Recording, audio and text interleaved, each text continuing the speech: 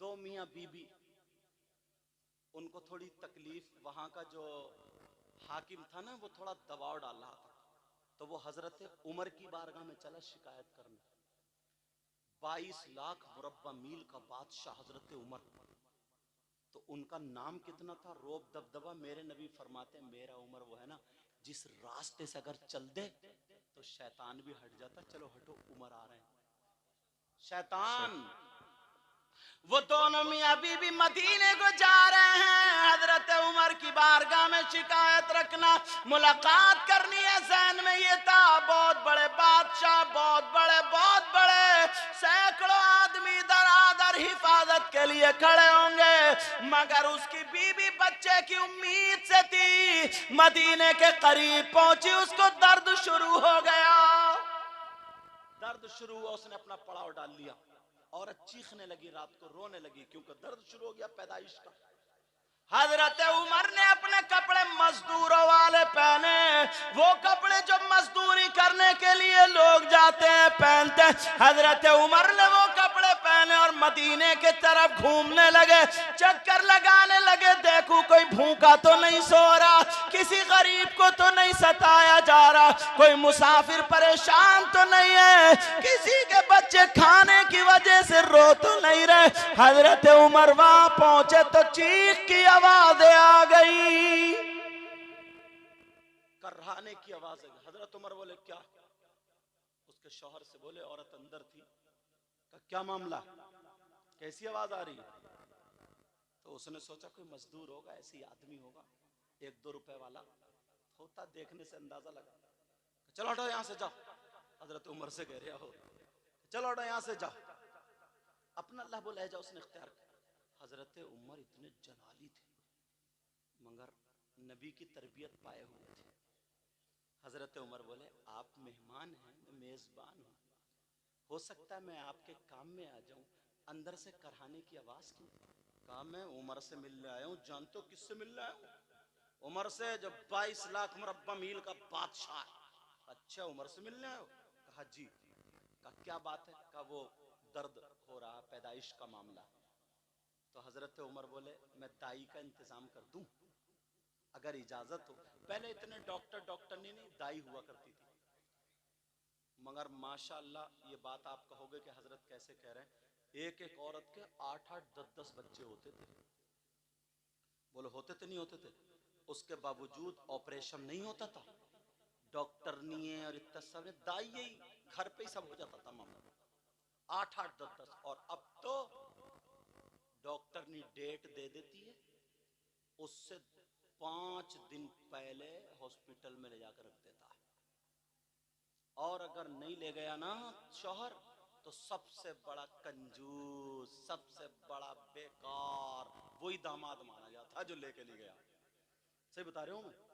अब वो उसकी मजबूरी बन गई, उधार ले कुछ भी करे, हॉस्पिटल में ले जाकर 20-20 साल की बच्चियां, 22-22 साल की बच्चियां, इन्हें कटवा के रख दिया है। पहला बच्चा हुआ, बस रीढ़ की हड्डी में इंजेक्शन लगाया, बेकार हो गई। अब आप जानते हैं, इससे बैठ के घर का पोछा नहीं लग सकता, लच के झाड़ू नहीं लग सकती, ये बच्चे को नहीं पाल सकती। 20-20, 22-22 साल की बच्ची बिल्कुल बर्बाद हो गई है। मतलब इतनी के आधा घंटा संभल के खड़ी नहीं हो सकती, जबकि ये उम्र ऐसी थी, हिरन होती, शेरनी होती, शेरनी, अगर छत पे से भी कूद जाए ना तो भागते हुए चली जाए। ये उम्र, मगर बिल्कुल सफेद चिट्टा कपड़ा हो गई, ना खून रहा ना कुछ, लीवर बेकार होने लगा। अब बेचारा शौहर दवाइयां कराते, 25 साल की उम्र में, 23-22 साल की उम्र में क्या करके डाल दिया। सिर्फ वो जहर का जो इंजेक्शन लगवाया ना, बस डॉक्टर ने डरा दिया कि या तो बच्चे ही बचेगा या फिर मां बचेगी। और अब तो पहले ही महीने से, दूसरे महीने से, अल्लाह पे पता नहीं कैसे जुमला बोलूं, भरोसा रहा या नहीं रहा, बस अल्ट्रासाउंड पर अल्ट्रासाउंड, अल्ट्रासाउंड पर, जो डॉक्टर ने कहेगी अरे कुरान पढ़ो, सूरह वाक़िया पढ़ो, सूरह तोहा पढ़ो, सूरह नूर पढ़ो, ये पढ़ पढ़ के पानी पियो सूरह, क्या कुरान शरीफ में कुछ नहीं रहा क्या? ये सारी चीजें नहीं रही क्या?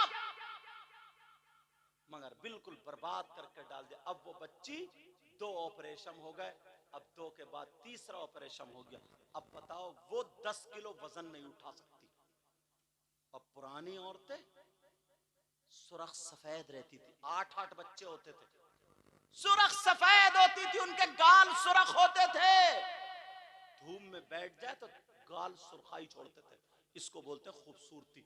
और आज बिल्कुल सफेद चिट्टा, लाएगी वही मेकअप का वही डब्बा और बस अब रंग लगा रही है खालों पर रंग, ये दिखाएगी सुर्खाई, नकली सारी चीज। अरे क्या हो गया? अल्लाह अल्लाह सुनो प्यारे, हजरत उमर कहने लगे दाई का इंतजाम कर दूं, दाई का इंतजाम कर दूं। कहा दाई का इंतजाम? कहा जल्दी आना। वो कह रहा है कि जल्दी आना। हजरत उमर बोले ठीक है। हजरत उमर अपने घर गए और अपनी बीवी से कहने लगे, ओ मेरी खातून, क्या तुम नेकियां कमाना चाहती हो?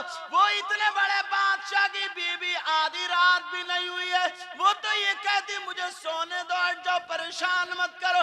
मेरी नींद नहीं, उठ के बैठ गई। कहने लगी, हाँ अमीरुल मोमिनीन, अगर ये रात नेकी कमाने में गुजरेगी तो और फायदा होगा। बोलो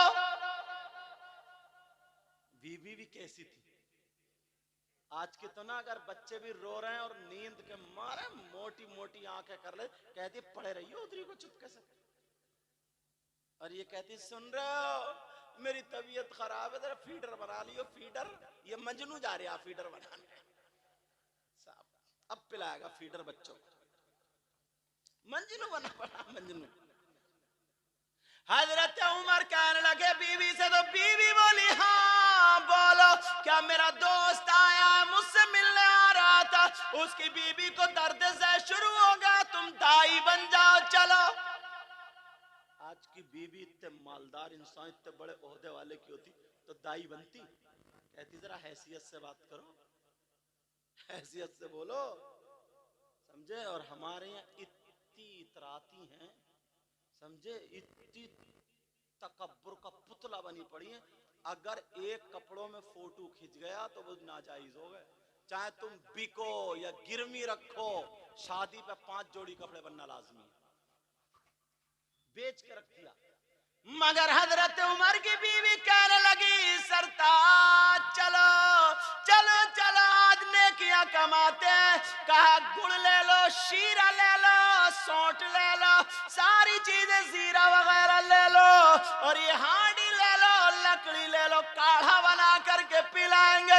हजरत उमर की बीवी ने सारा सामान ले लिया, अपने शौहर को दिया, कहा लो चूल्हा बनाओ, 3 पत्थर रख के जल्दी पकाओ, और वो चली गई अंदर। अब हजरत उमर इतने बड़े 22 लाख मुरब्बा मील का बादशाह। आज का दौर क्या है? अगर सगा भाई है ना, उसके घर के बच्चों पे कोई प्रॉब्लम हो जाए तो ये अंदर बैठा हुआ मोबाइल चलाता होगा, मोबाइल, अपनी बीवी से पूछेगा क्या हो रहा है इधर। कितना बड़ा बेहुदा इंसान है, अपने खून का असर तूने छोड़ दिया। बीवी से पूछ रहा है क्या हो रहा, क्यों शोर मच रहा, तो इस लायक नहीं था, वो तेरा भाई है, भाई तेरा खून है, तुम दोनों ने एक ही माँ का दूध। कहां चली गई ये मोहब्बत? इतनी जमीन के पीछे ना सगे भाई मर जाते हैं, कट जाते हैं, ये भी देखा हमने। इतनी जमीन के पीछे हजरत, इतनी जमीन के पीछे, जरा सोचने की बात है, गौर करने की बात है ये। सगा भाई, पहले ना बेटा बाप के सराने नहीं बैठता था, बाप की 35 को बैठता था, बेटा बाप के सामने बीड़ी नहीं पीता था, अगर कहीं आदत हो भी जाती थी ना तो छुप छुपा के पी के आता था आड़ में कहीं, बोले है नहीं ऐसा। और अब तो अब्बा कह रहा खाना खा के लगाइए रे, गैस बन रही है, जरा 2 बीड़ी लगाइए, तेरी गैस तो कब्र में निकलेगी देख। अब्बा गैस निकाल लिया बेटे की बीड़ी से, कौन सुधारेगा? इमाम साहब डंडा लेके आएंगे, इमाम साहब को तो खुद बोतलें चढ़ रही हैं बेचारों के। अल्लाह ताला शिफा कामिल आजिल अता फरमाए। आमीन आमीन। हमारी इनसे पहले से भी मुलाकात है, कई प्रोग्राम हो, जहां भी जाते हैं अल्हम्दुलिल्लाह दीन का काम, अच्छा काम करते हैं जी, माशाअल्लाह। फरमान नाम है इनका, अल्लाह सलामत रखे। और ये ना जितने भी हजरत हैं हमारे, हजरत हैं, ये इसराज भाई हैं, ये भी हैं, ये बंदा समझ रहे इतनी मोहब्बत, इतना आशिक, सवारी मिले या ना मिले पहुंच ही जाता है। सच्ची पता नहीं यार किसकी कौन सी अदा पसंद आ जाए। कभी किसी को हकीर मत समझियो, ये मत समझियो कि मैं बहुत सा ऊंचा हूं और यूं नहीं। एक सैयद साहब थे, हजरत आले रसूल थे, उनसे पूछा गया आप तो आले रसूल हो, सैयद साहब हो, इतना ऊंचा मकाम है, मर्तबा है, वली हो, तो तुम्हें ये बताओ विलायत मिली कैसे? आखा जो उन्होंने जवाब दिया था ना, दिल को झंझोड़ कर रख देता है। कहा आप वली बने कैसे? तो उन्होंने ये नहीं कहा कि मैं बहुत ऊंचे खानदान से हूँ, ये नहीं कहा मैं बड़ी तहज्जुद की नमाजें पढ़ता हूँ, नमाज नहीं छोड़ता हूँ, ऐसा मुत्तकी परहेजगार हूँ, ये नहीं कहा। कहा बेटा मुझे ऐसा लगता है, बताऊँ? कहा एक मर्तबा मैं फजर की नमाज पढ़ के आया तो सुबह सुबह मेरा दिल थोड़ा परेशान था, और जैसे ही परेशान था ना तो मेरा दिल ये लगा कि बाहर को चलो, हरियाली में को टहलो। जब मैं बाहर आया तो मैंने देखा एक कुत्ता था, कुत्ता क्या था बोलो? और कुत्ते की गर्दन यहाँ ऊपर से सड़ रही थी, और उस सड़ी हुई गर्दन पे ना कीड़े बिलबिला रहे थे, और कुत्ता यूं कर रहा, बहुत ज्यादा परेशान, बहुत परेशान, और मुंह से झाग निकल रहे हैं, और लोगों के पांवों में घुस रहा है, की करता हुआ। वो सैयद साहब बोले की करता हुआ लोगों के पांवों में घुस रहा, मगर कोई पांव मार दे, कोई हट हट कर दे, कोई डंडा मार दे, कोई पत्थर मार दे, कोई इंसान नहीं मिल रहा था। और वो कुत्ता कह रहे थे या अल्लाह मुझे इस तकलीफ से कोई निकाल दे, या अल्लाह मुझे इस तकलीफ से कोई निकाल दे। अल्लाह तो सबका खालिक व मालिक है ना। वो आले रसूल बोले मैं देख रहा था वो कुत्ता मेरी तरफ को आया, तहमत बांधे हुए थे वो, बोले मेरी तरफ को आया तो मैंने भी अपना तहमत समेटा, कहीं इसका थूक ना लग जाए, क्योंकि थूक नापाक है, राल ना लग, सूखा हुआ कुत्ता लग जाए तो तुम्हारे कपड़े नापाक नहीं होंगे, और अगर गीला लग जाए तो नापाक हो जाएंगे। कुत्ते का थूक लग जाए, राल लग जाए तो नापाक हो जाएंगे। समझ में आ रही बात?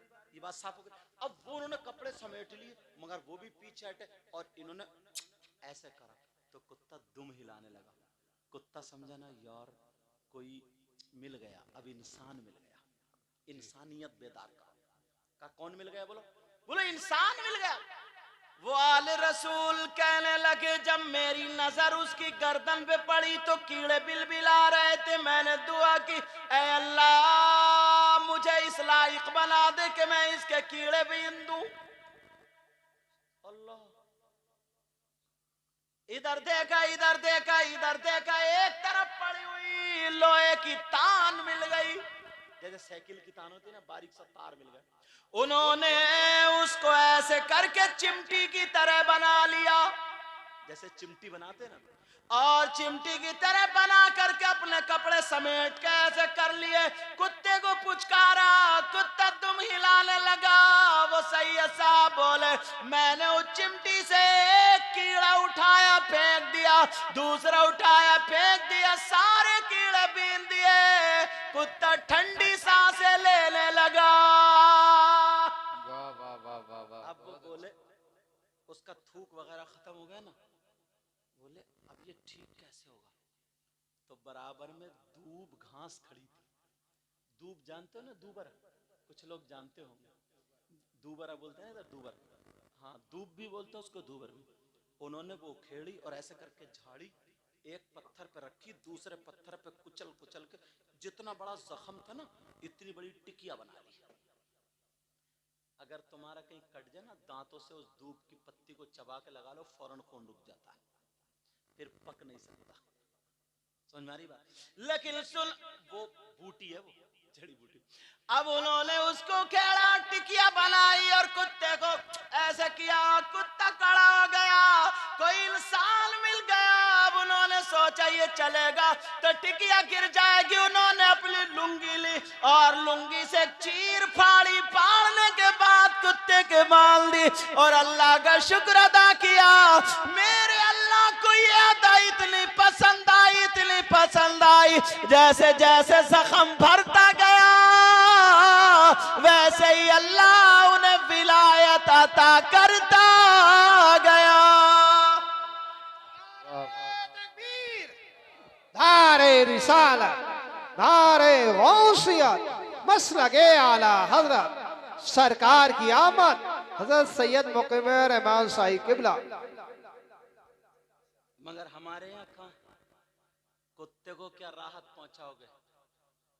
अम्मा अगर पान खा के थूक देना, जो टाइल्स और पत्थर जो दिल्ली की कमाई और वैसे अपनी कमाई से तुमने लगाया ना, तो अम्मा पे भी आंखें निकालने लगता है। आंखें कौन अम्मा है ये? जिस अम्मा ने, अल्लाह बरकत फरमाए, जिस अम्मा ने इसकी लैट्रीन धोई है, जिस अम्मा ने इसका थूक धोया, जिस अम्मा ने इसका पेशाब साफ किया, जिस अम्मा ने इसको नहलाया धुलाया, बस 4 पैसे कमा के अगर मकान बना के टाइल्स पत्थर लग गया, अगर अम्मा ने खांस दिया, खकार दिया, थूक अगर कर दिया, बस इसकी थ्योरी बिगड़ जाती है। कहता है इस घर में तो ना इंसान रहते ही नहीं है, ऐसे कहता है इंसान रहते ही नहीं, बेकार लगाया पत्थर, इन्हें तो वो घूरे पे रहने की आदत है। क्या गिर गए क्या? अच्छा उतर गए, समझे?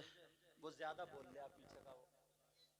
हाँ स्टेज बोल रहा, तवज्जो रखो मेरी तरफ। चलो तो ऐसे जुमले फेंकता है, बोले इंसान थोड़े रह रहे, जानवर रह रहे हैं। कौन है? अम्मा जानवर है, अब्बा जानवर है? इंसानियत पहचानो यार। वो आले रसूल थे, इतना ऊंचा मकाम था। अच्छा उन आले रसूल का नाम बताऊं? लग रहा है समझ में नहीं आ रही, तो अल्हम्दुलिल्लाह बोलो। उन आले रसूल का नाम बताऊं? उनका नाम है सैयद अहमद कबीर रिफाई, अबुल उलाई सिलसिले के बड़े पाए के बुजुर्ग हैं, बहुत बड़े पाए के बुजुर्ग। मैं इनके मजार, जब मैं करबला शरीफ गया था ना और गौसे पाक के मजार पे, तो इनके मजार पे भी गया था। अल्लाह अल्लाह, एक कुत्ते की वजह से ये मिला। मेरे नबी फरमाते अगर तुम्हारे माँ बाप दुआ कर दे तो माँ बाप की दुआ मेरी दुआ की तरह होती है। यानी आका फरमाते अगर तुम्हें कामयाबी हासिल कर ली है तो माँ बाप को राजी कर लो। अब हजरत उमर की बीवी बोली ये पकाओ काढ़ा। हजरत उमर ने 3 पत्थर रख लिए, हांडी चढ़ा दी। अब वो समझा के पता नहीं कौन, कह रहा जरा संभल के जलाओ, संभल के जलाओ। हजरत उमर फूंक रहे हैं, आंखें लाल हो गई, समझे?